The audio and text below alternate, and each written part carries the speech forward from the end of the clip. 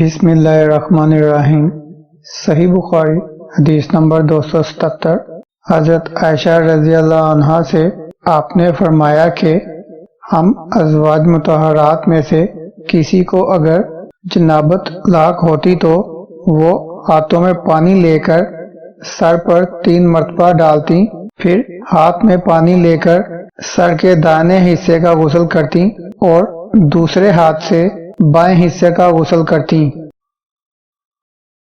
اللهم صل على محمد وعلى آل محمد كما صليت على إبراهيم وعلى آل إبراهيم إنك حميد مجيد اللهم بارك على محمد وعلى آل محمد كما باركت على إبراهيم وعلى